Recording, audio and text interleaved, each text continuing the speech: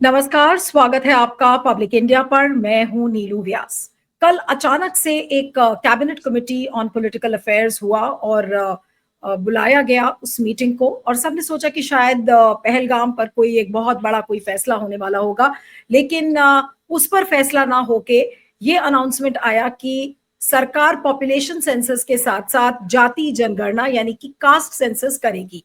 अब ये वो सरकार है जिसने की जातिगत जनगणना यानी कि कास्ट सेंसस का विरोध किया था। पिछले साल के इलेक्शंस अगर आपको याद हो तो मोदी जी ने कहा था कि वो आपके मंगलसूत्र चुरा ले जाएंगे, वो आपके भैंस चुरा ले जाएंगे।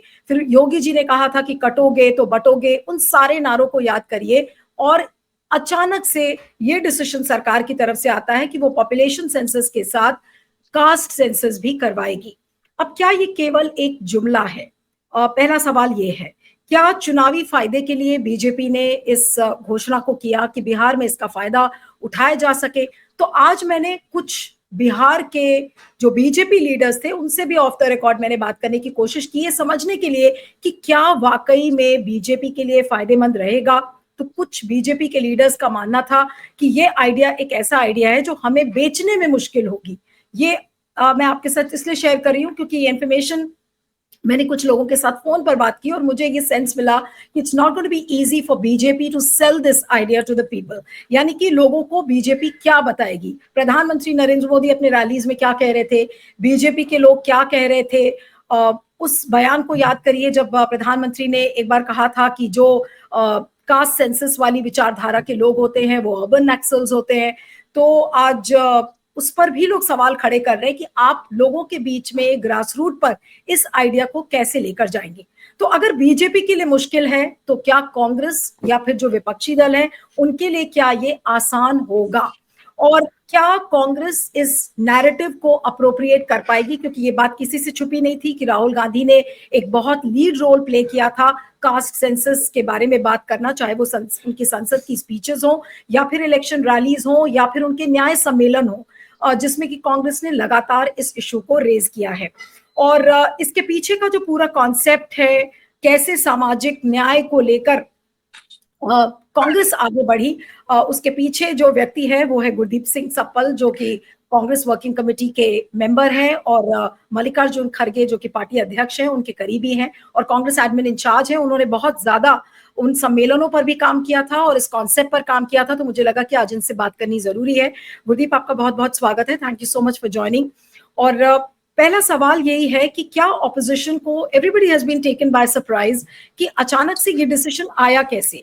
लेकिन मैं कुछ लोगों से आज जब मॉर्निंग में बात कर रही थी तो मुझे ये लगा कि आरएसएस पिछले साल से, इनफैक्ट महाराष्ट्र इलेक्शंस के पहले से बीजेपी को बोलता रहा है कि उनका सपोर्ट कास्ट सेंसस के लिए है। तो आज क्या हम ये कह सकते हैं कि ये अचानक से लिया हुआ डिसीजन है या बहुत सोच समझकर? हम टाइमिंग पर सवाल कर सकते हैं, लेकिन शायद बीजेपी इस पर सोच रही थी बहुत टाइम से। खैर, मुझे नहीं पता कि आपको ये कहाँ से खबर मिली। हमको ये मालूम है कि पिछले साल नरेंद्र मोदी ये कह रहे थे कि कास्ट सेंसस की बात करने वाले अर्बन नक्सल हैं। हमको ये मालूम है कि लगातार बीजेपी के हर प्लेटफॉर्म से, बीजेपी के समर्थक मीडिया वालों की तरफ से कास्ट सेंसस को लेके इस देश में एक जहर, एक आग उगली जा रही थी और ये बताया जा रहा था कि ये देश को डिवाइड करने वाला है।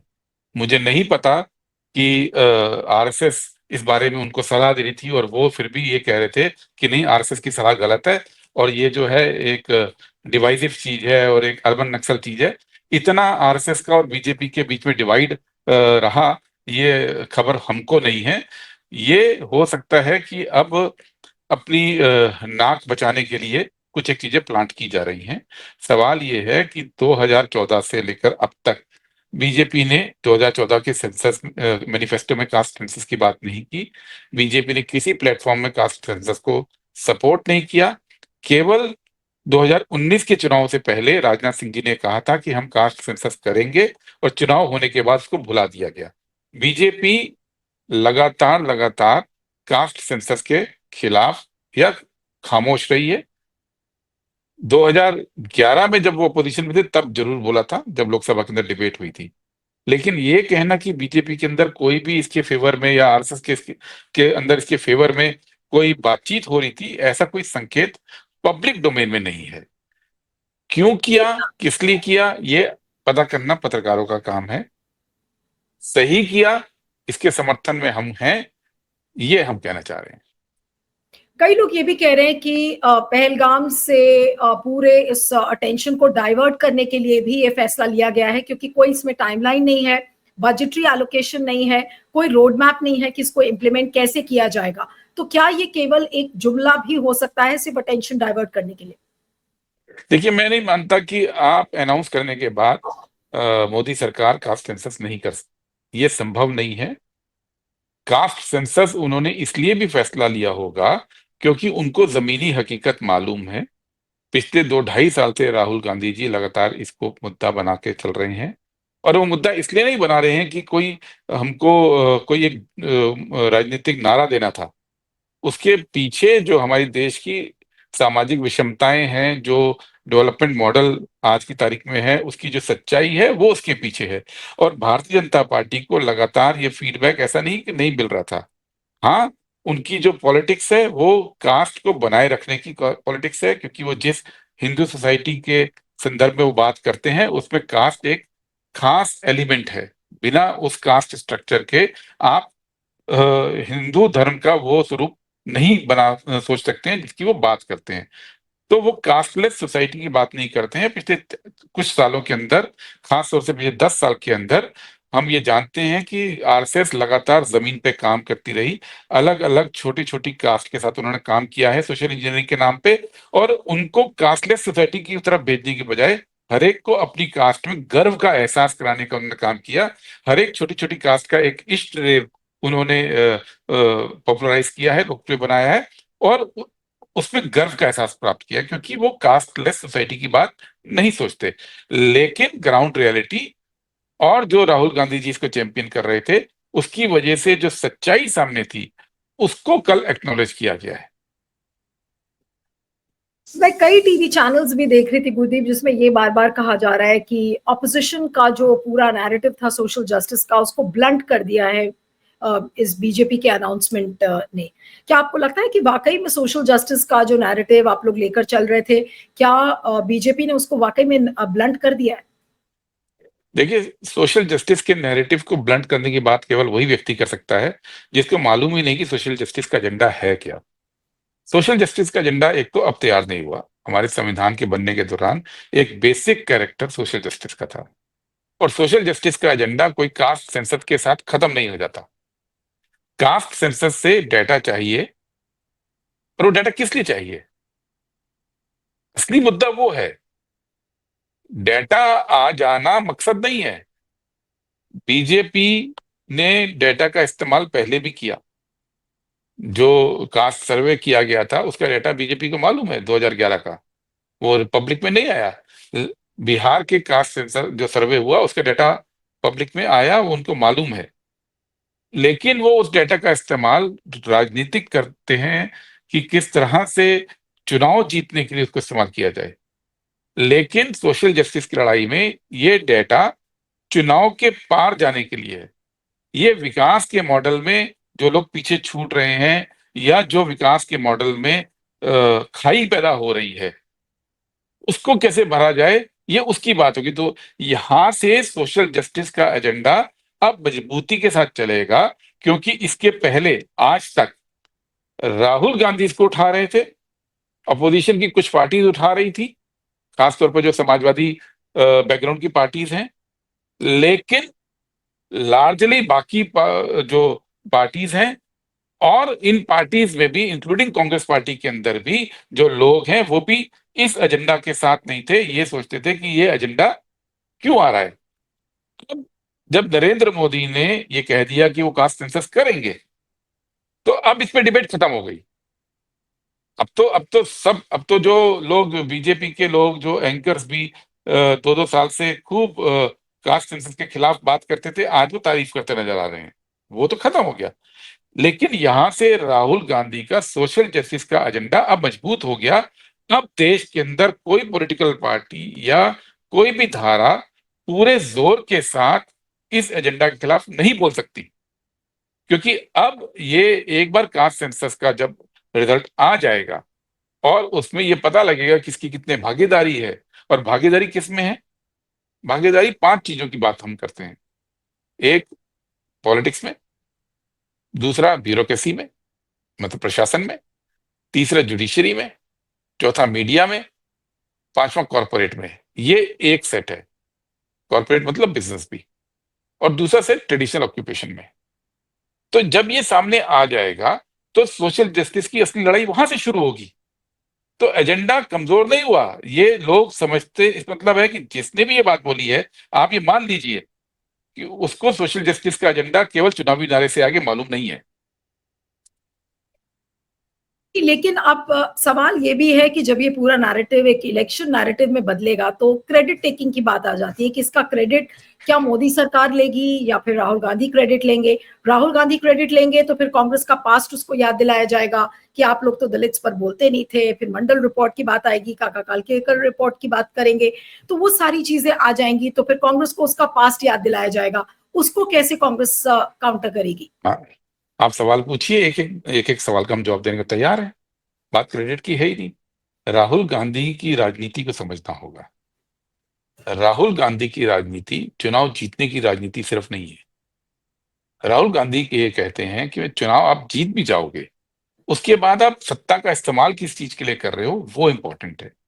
और राहुल गांधी की राजनीति का जो कोर है वो एक बात है कि संविधान ने पहली बार भारत के इतिहास में सबको बराबर माना। राइट टू इक्वालिटी, यानी बराबरी का अधिकार, भारत की धरती पर पहली बार 1950 में भारत के संविधान के अंदर इसको माना गया। अब वो अधिकार मिल गया। उस अधिकार के चलते इस देश में बहुत तरक्की भी हुई और हर कम्युनिटी के लोगों ने तरक्की भी की। लेकिन क्या आज राइट टू इक्वालिटी धरातल पे उस रूप में है जिस रूप में कॉन्स्टिट्यूशन देखता है? और कॉन्स्टिट्यूशन जिस रूप में देखता है उस रूप में उतारने के लिए क्या करना चाहिए? राहुल गांधी पूरी पॉलिटिक्स को उसके ऊपर केंद्रित कर रहे हैं अपनी। राहुल गांधी उस राहुल गांधी उस ब्लूप्रिंट पे काम कर रहे हैं कि पूरा डेवलपमेंट का पैराडाइम कैसे चेंज करें, क्योंकि उनका एक स्पष्ट समझ है कि जिस तरह से भारत ने तरक्की की है खासतौर पे 2011-12 तक, उस मॉडल से भारत के तमाम लोगों की तरक्की अब संभव नहीं है। और इसमें कांग्रेस के इतिहास को क्रिटिकल होने की बात नहीं है, हमेशा आगे बढ़ने की बात होती है। अगर अगर आज राहुल गांधी ये कहते हैं कि भाई मेरे को अब नेक्स्ट लेवल पे देखना है, इसका मतलब ये नहीं होता है कि आप अपने पुराने सारे इतिहास को खारिज कर रहे हैं, बल्कि आप उस इतिहास के सफलता को भी और उसमें जो कमियां रही उसको भी क्रिटिकली देखते हैं और क्रिटिकली देखकर नेक्स्ट लेवल की प्लानिंग करते हैं। अगर ये काम नहीं करेगा समाज, तो हमेशा जो हो चुका उसी तक आपको सीमित रहना पड़ेगा ना, चाहे वो फिलॉसफी हो, चाहे वो पॉलिटिक्स हो, चाहे वो इकोनॉमिक्स हो, चाहे वो डेवलपमेंट हो। कल गुरदीप जब राहुल गांधी ने प्रेस कॉन्फ्रेंस किया तो उन्होंने तेलंगाना मॉडल की बात की थी। तो क्या तेलंगाना मॉडल के हिसाब से ही कांग्रेस अब आगे चलेगी और उसी मॉडल को रेप्लिकेट करेगी? क्योंकि जब उसकी बात आएगी तो लोग ये कहेंगे कि आपने तो कर्नाटका में भी एक सर्वे किया था, सोशियो इकोनॉमिक कास्ट सेंसस हुआ, उसका डेटा आज तक नहीं निकला। उसी तरीके से बातें आएंगी कि आप लोग डेटा नहीं देते हैं लेकिन सर्वे की बात सब करते हैं। तो डेटा क्यों नहीं रिवील हो रहा है? डेटा रिवील हो जाए, उसके बाद का रोड मैप भी इजी हो जाएगा इम्प्लीमेंट करने के लिए। आप एक बात समझिए, बिहार के अंदर भी हुआ, वो भी जो आरजेडी जेडीयू कांग्रेस की सरकार थी उसी ने किया। कर्नाटक में भी हुआ, वो भी कांग्रेस की सरकार ने किया। फिर तेलंगाना में हुआ। हर सर्वे के अंदर कुछ लर्निंग्स हुई, क्योंकि सर्वे या सेंसस इस लेवल का उसकी एक्सपर्टीज राज्यों के पास नहीं होती है, वो केंद्र सरकार के पास होती है। क्योंकि केंद्र सरकार जिसमें मोदी जी प्रधानमंत्री हैं, वो इस काम को करने से स्पष्ट इनकार कर रही थी, इसलिए राज्यों ने अपने लेवल पे करने की कोशिश की। और हर बार इस कोशिश के अंदर पुराने सबक सीखने को मिले। जब राहुल गांधी ने ये देखा कि कर्नाटक में और बिहार के अंदर जो सर्वे है उसके अंदर समस्या क्यों है, उसकी एक बड़ी वजह ये थी कि वो सर्वे ब्यूरोक्रेसी द्वारा डिजाइन थे।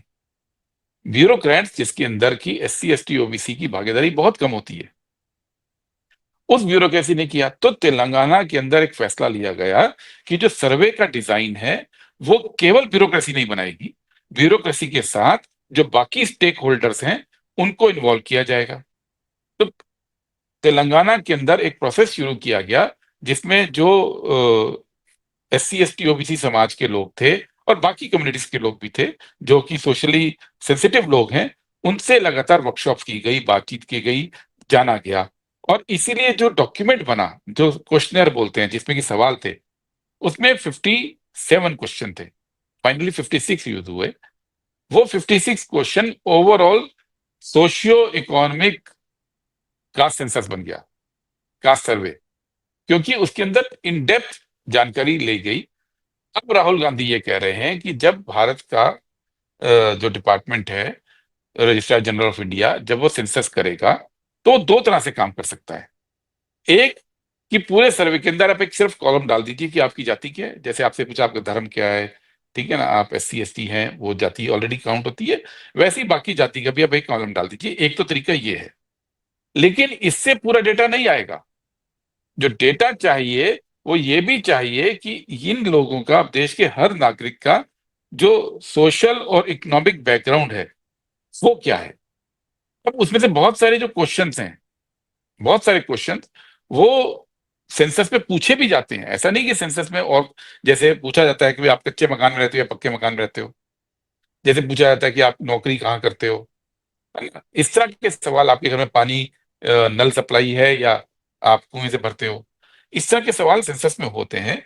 राहुल गांधी ये कह रहे हैं कि हमने तेलंगाना में एक मॉडल डेवलप किया है जिससे हम और जानकारी ले सकते हैं, जो जानकारी प्लानिंग बना के लिए जरूरी है, प्लानिंग के काम आएगी। और वो जो हमारा एक्सपीरियंस है, हम भारत सरकार को देने के लिए तैयार हैं, सहयोग करने के लिए तैयार हैं। नहीं, लेकिन गुरदीप, कई एक्टिविस्ट जो ग्राउंड पर काम कर रहे हैं और जिन्होंने कास्ट सेंसस पर काम किया है, आज कई प्लेटफॉर्म्स पर लोग मेरे साथ जुड़े हुए थे, और उनका ये कहना है कि कांग्रेस बहुत ज्यादा अलग नहीं है बीजेपी से, और बहुत उसके इंटेंशंस पर सवाल क्यों लोग खड़े कर रहे हैं, कांग्रेस के इंटेंशंस पर भी। No matter how good Rahul Gandhi intentions में have been, लेकिन कांग्रेस के इंटेंट पर लोग सवाल खड़े क्यों कर रहे हैं इस समय? देखिए, अगर कांग्रेस बीजेपी से बहुत ज्यादा अलग नहीं है तो इस देश में कोई बहस की गुंजाइश बचती नहीं है। सवाल ये है कि आज की तारीख में कांग्रेस के टाइम पे, अगर आप कास्ट सेंसस की बात करो, कल तक तो पूरा मीडिया उसके खिलाफ था, मेन स्ट्रीम मीडिया। आज वो मोदी जी के सुर में बोलने लग गया। तो कांग्रेस के टाइम में संभव था कि कोई क्रिटिकल वॉइस ही ना आए? जो मोदी जी ने बोला, तुम दिन को कहो रात तो हम रात कहेंगे, ये कल्चरल फर्क है ना कांग्रेस और बीजेपी का। ये कल्चरल फर्क है। जब बीजेपी काम को कर रही है तो इन्होंने कल जब अनाउंसमेंट कर दिया, उसमें टाइमलाइन तो नहीं थी, उसमें डिटेल्स तो नहीं थी। जब कांग्रेस ने अनाउंसमेंट किया तेलंगाना के अंदर, तो टाइमलाइन थी, कंसल्टेशन का प्रोसेस था, डिटेल्ड सर्वे हुआ, और उसकी जानकारी पब्लिक के अंदर लाई गई, और उसके बेस पे प्लानिंग अब बन रही है, उसके बेस पे प्लानिंग बन रही है। ये दोनों फर्क तो कांग्रेस का और बीजेपी का है ना। जब कांग्रेस, जब जब सत्ता में रही है, कांग्रेस ने संविधान संशोधन के माध्यम से सोशल जस्टिस पे बहुत सारे काम किए हैं। चाहे वो रिजर्वेशन SC ST का हो, चाहे वो रिजर्वेशन इन प्रमोशंस का हो, चाहे वो अफर्मेटिव एक्शन बाकी जगह हो, चाहे OBC का रिजर्वेशन को इम्प्लीमेंट करना हो, चाहे प्राइवेट सेक्टर्स के अंदर रिजर्वेशन एजुकेशनल इंस्टीट्यूशन में देने के लिए अगर कॉन्स्टिट्यूशनल अमेंडमेंट आना हो, ये काम तो कांग्रेस ने किए, बीजेपी ने तो किया नहीं। एट्रोसिटीज एक्ट कांग्रेस लाई, SC ST सब प्लान कांग्रेस लाई। तो कांग्रेस की आलोचना जो है वो केवल कुछ आजकल की हेडलाइन पढ़ के करना ठीक नहीं है।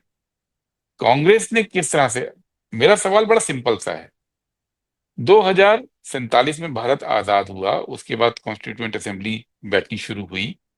अगर बीजेपी का बहुमत होता, उस समय जनसंघ होती थी और RSS होती थी, तो क्या बीजेपी के बहुमत में, क्या उस समय भारत के संविधान में राइट टू इक्वालिटी वर्ड आ सकता था?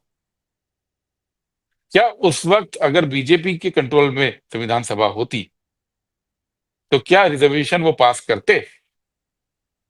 वो नहीं करते ना। बहुत सारी ऐसी चीजें हैं। जब RSS बना, बनने से लेकर 1950 तक RSS का एक भी डॉक्यूमेंट आप उठा के देख लीजिए, और उनके नेताओं ने बहुत किताबें लिखी हैं, उनकी मैगजीन्स ऑर्गेनाइजर तो तब से छप रही है, उनके आर्टिकल्स बहुत आते थे, तो ऐसा नहीं कि वो लिखते नहीं थे। लेकिन एक भी पब्लिकेशन में एक भी लाइन फ्रीडम ऑफ एक्सप्रेशन को लेके है? आरएसएस की भी बात ही नहीं की। आरएसएस के किसी भी डॉक्यूमेंट के अंदर आरएसएस के बनने से 1925-26 में 26 में जब वो बने, उससे लेकर 1950 तक 25 साल उन्होंने बहुत कुछ लिखा। उसमें राइट टू इक्वलिटी के बारे में एक लाइन नहीं है, उसमें रिजर्वेशन एफर्मेटिव एक्शन के बारे में एक लाइन नहीं है, उसमें फ्रीडम ऑफ स्पीच के बारे में एक लाइन नहीं है, उसमें राइट टू फॉर्म एसोसिएशन के बारे में एक लाइन नहीं है, उसमें मजदूरों के राइट के बारे में वो नहीं बोलते थे।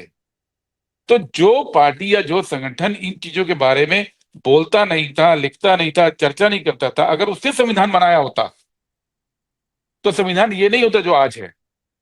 तो ये कहना कि कांग्रेस और बीजेपी एक रहेगी, ये तो बड़ा ही मतलब सतही एक कमेंट है। इस कमेंट को हम तो सिरे से खारिज कर सकते हैं। आज भी हमारी स्टेट गवर्नमेंट्स हैं, आप देखिए कि मीडिया के ऊपर सेम कंट्रोल है जो बीजेपी का है। ऐसा तो नहीं है ना कि हमारे गवर्नमेंट्स को कंट्रोल करना नहीं आता है। अब तो टेम्पलेट सबके सामने है। दूसरी रीजनल पार्टीज भी उस टेम्पलेट को फॉलो करती हैं, कांग्रेस नहीं करती है। तो ये कहना मुझे लगता है कि थोड़ी ज्यादती है कांग्रेस के साथ। और इसलिए राहुल गांधी जब कल बोले तो उन्होंने कोई पॉइंट स्कोरिंग नहीं की।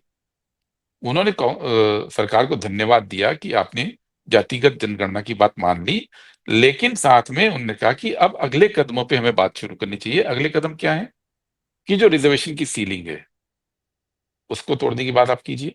बीजेपी कभी कभी करती है, कभी कभी नहीं करती है, अब करना पड़ेगा उनको। दूसरा, जो कॉन्स्टिट्यूशनल अमेंडमेंट हुआ था जिसमें कि प्राइवेट सेक्टर एजुकेशनल इंस्टीट्यूशंस के अंदर रिजर्वेशन की बात की थी, उसको आपको करना पड़ेगा। और वो करना पड़ेगा इसलिए क्योंकि पिछले 10 साल के अंदर सरकारी इंस्टीट्यूशंस बंद हो रहे हैं और लगातार प्राइवेट इंस्टीट्यूशंस ही अब खुल रहे हैं। जो प्राइवेटाइजेशन हुआ है पिछले 10 साल में हायर एजुकेशन का, वो हम सबके सामने है। अगर आप उसमें प्रोविजन नहीं करोगे तो खाई दोबारा बढ़नी शुरू हो जाएगी और हम फिर बैकवर्ड गियर में चले जाएंगे। तो लेकिन इसमें जो कांग्रेस और बीजेपी बिल्कुल अलग है। अभी तक कांग्रेस का ये नैरेटिव होता था कि किसी भी तरीके से कास्ट सेंसस करवाया जाए। अब सरकार रेडी हो गई है कास्ट सेंसस के लिए, और मैं पढ़ रही थी कि कल सीडब्ल्यूसी की बैठक भी है शाम को 4 बजे, उसमें कुछ निर्णय लिए जाएंगे। लेकिन जो मोटा मोटा मुझे पता चल रहा है कि जो टाइमलाइन को लेकर शायद कांग्रेस और ज्यादा इंसिस्ट करेगी, 50% जो रिजर्वेशन कैप है उसको हटाने की बात करेगी, और एक जो ये है जो प्राइवेट एजुकेशनल इंस्टीट्यूशंस में जो रिजर्वेशन की बात है वो करेगी। लेकिन इसके अलावा कांग्रेस का अब अगला कदम क्या होगा, और सबको ये लग रहा है कि एक चुनौती होगी कि ग्रास रूट तक आपकी पार्टी ये नैरेटिव कैसे लेकर जाएगी। देखिए, ये तीनों बातें तो कल राहुल जी अपनी प्रेस कॉन्फ्रेंस में बोल चुके हैं और वो कांग्रेस पार्टी की टॉप लीडरशिप में डिस्कशन के बाद बोला गया है। तो वो पार्टी की लाइन है, वर्किंग कमेटी के अंदर वही रिपोर्ट होना है। और वर्किंग कमेटी राहुल जी के साथ पहले भी इन सवाल पे साथ है। हमारे पुराने डिस्कशंस के पेपर उठाई तो उसमें ये बातें हो चुकी हैं। अब आ जाइए दूसरी बात कि इसको हमको जमीनी स्तर तक लेके तो जाना पड़ेगा।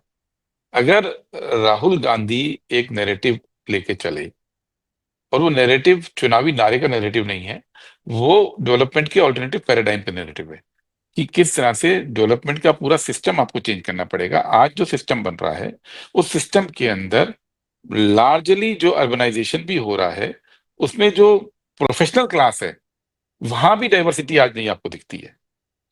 आज आप छोटी सी बात देखिए, आप जिस इलाके में रहते हैं, दिल्ली एनसीआर के इलाके में, और आप वहां के किसी भी कॉलोनी में चले जाइए जो मिडिल क्लास कॉलोनीज हैं, अपार्टमेंट्स मल्टी स्टोरी बने हुए हैं।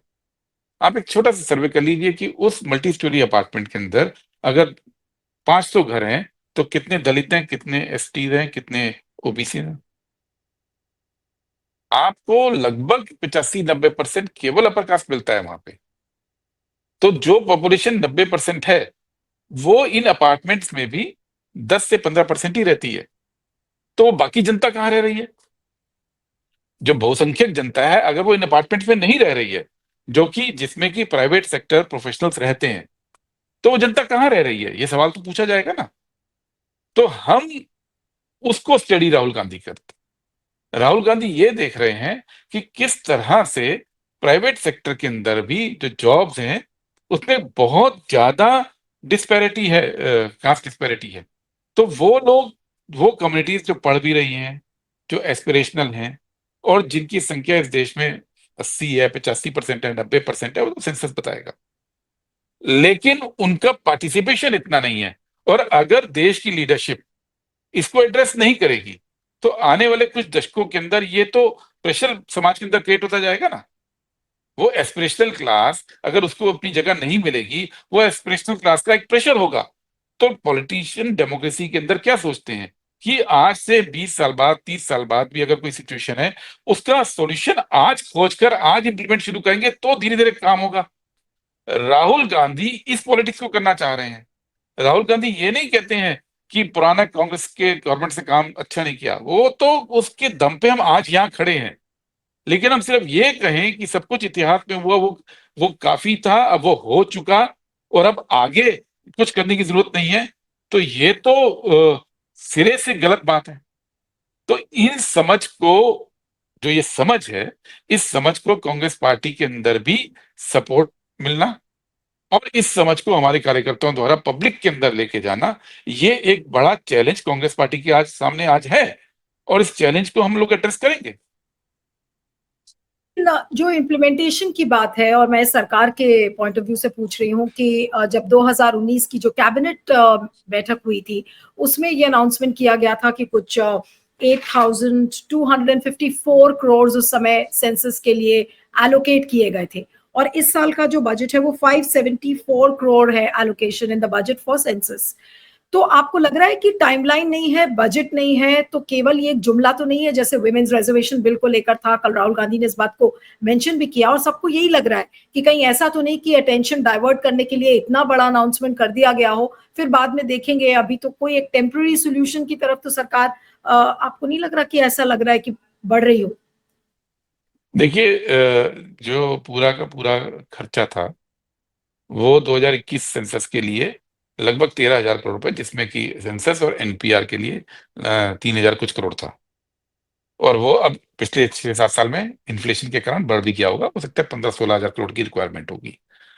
और इस साल के बजट में 574 करोड़ रुपए, 574 करोड़ रुपीज का एलोकेशन हुआ है।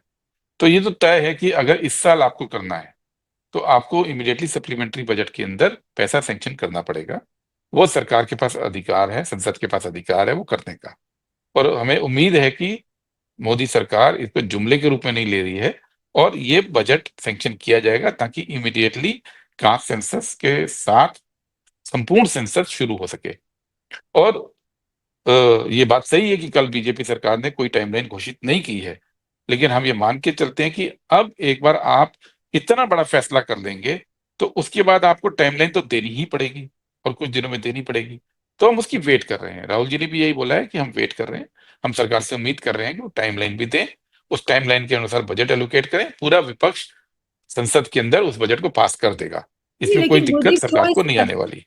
जो इस सरकार की हिस्ट्री रही है, उन्होंने बहुत बड़ी बड़ी बातें की विमेन्स रिजर्वेशन को लेकर, फिर वन नेशन वन इलेक्शन, अब ये कितना बड़ा एक और डिसीजन जिसको लेकर उन्होंने ऑफिशियल घोषणा भी कर दी है।